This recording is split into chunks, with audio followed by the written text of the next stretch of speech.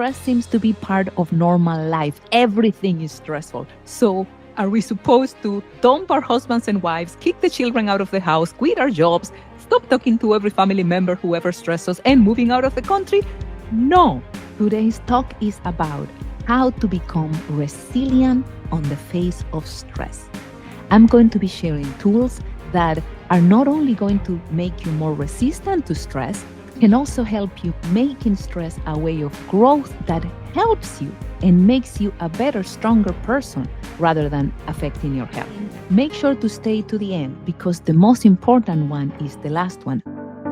Welcome to Body, Mind, and Spirit. I'm your host, Dr. Diely Pichardo Johansson, retired board-certified hematologist-oncologist and twice cancer survivor.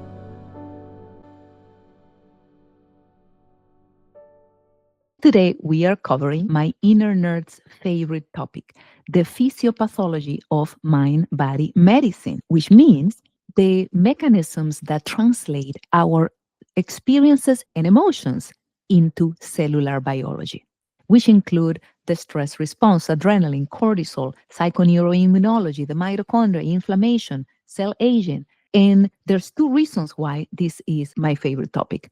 First, because it legitimizes the mind-body connection.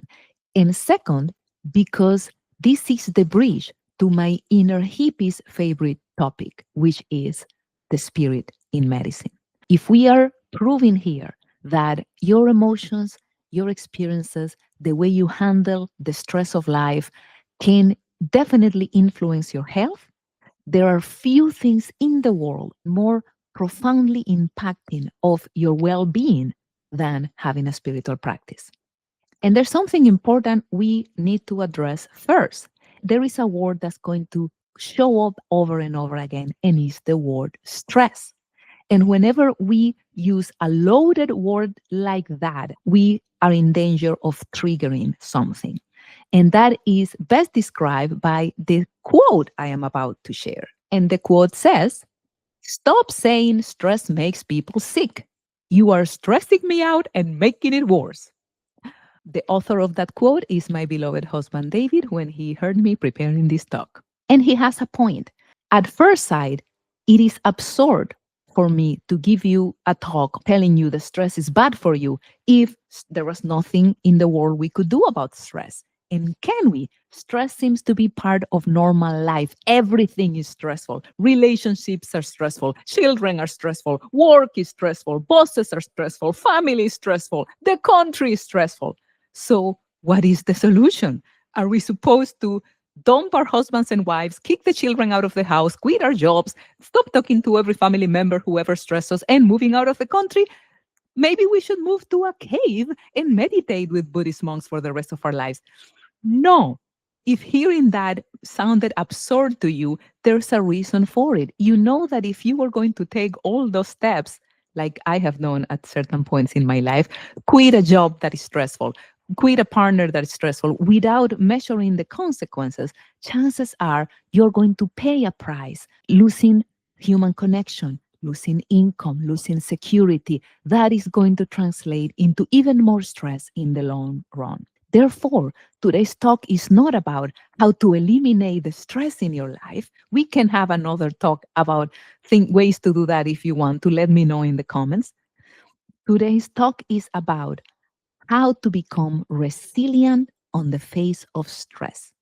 I'm going to be sharing tools that are not only going to make you more resistant to stress, can also help you making stress a way of growth that helps you and makes you a better, stronger person rather than affecting your health. And make sure to stay to the end because the most important one is the last one. And these are completely free, readily available, no commercial bias behind, ways that you can apply in your life right now. In order to understand each one of these tools, I'm going to give a definition of a concept that is widely accepted by science that is related to stress.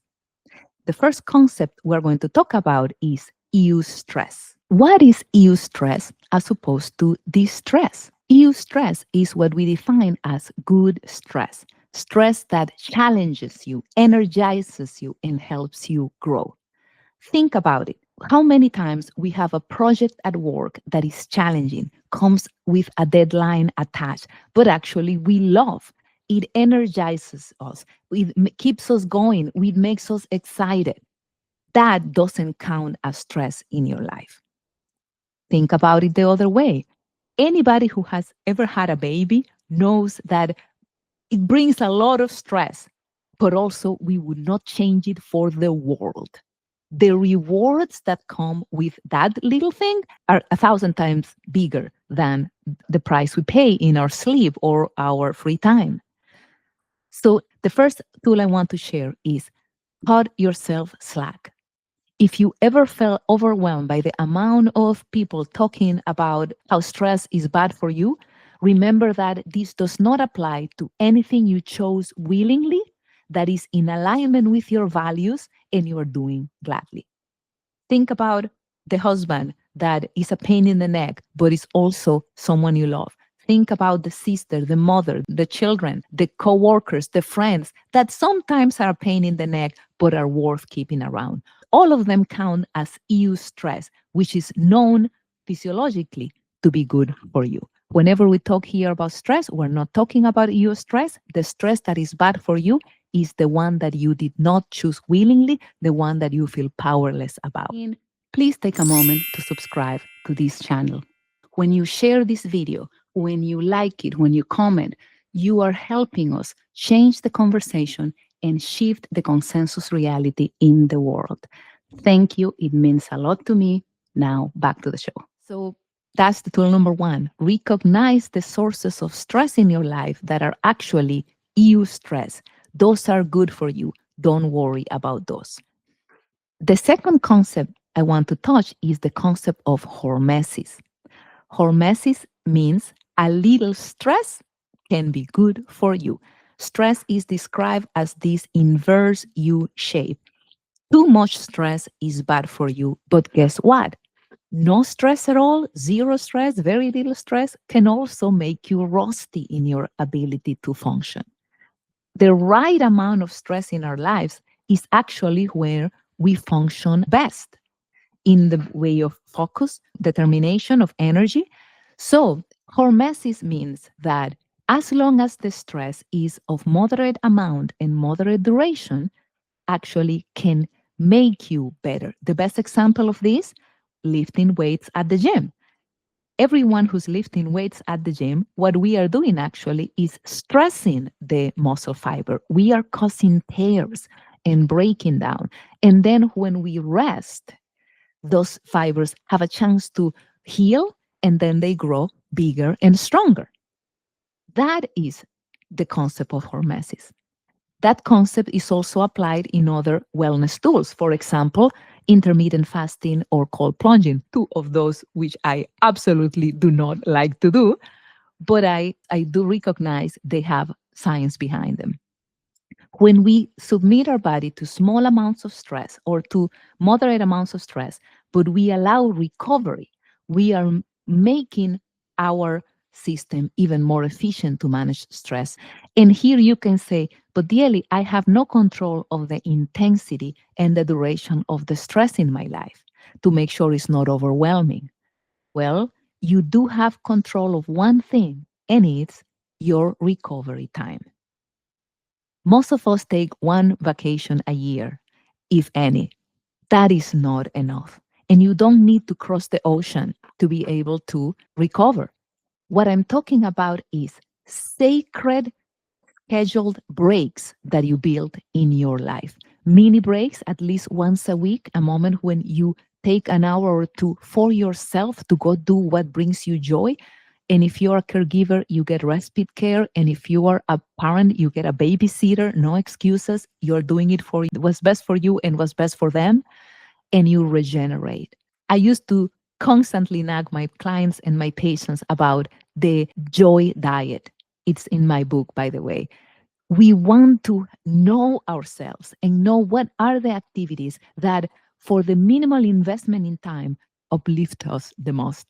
To me, joy is creativity, is writing, is music, is nature, walking on the beach barefoot, feeling the sun under my feet, is Walking on the grass is smelling the trees. But beyond that, I'm talking about the micro breaks, building one or two moments, even if only minutes long in your day, when you are actively working on healing, repairing yourself. We want to know what are the things that recharge our batteries and that we can build in purposely in many different ways as micro breaks during our days. What is the best micro break in the world? A mini mindful meditation, prayer, if that is for you. But it can be sipping your coffee in peace, in silence, taking a shower with a soap that smells good. It can be a moment when you take your time in your lunch break to just take a micro nap. Build in your micro moments of recovery in your day. And that will help the stress in your life to take a pause and then allow for your healing mechanisms in your body to take over. Please remember, we are all different. I consider myself to fall in the 20% of the population called highly sensitive individual. Amounts of stress that would be regular for the general population have much larger consequences. The third concept I want to talk about is the concept of perceived stress. Maybe it's not a cliche after all, that attitude is everything. Pain is unavoidable, suffering is optional.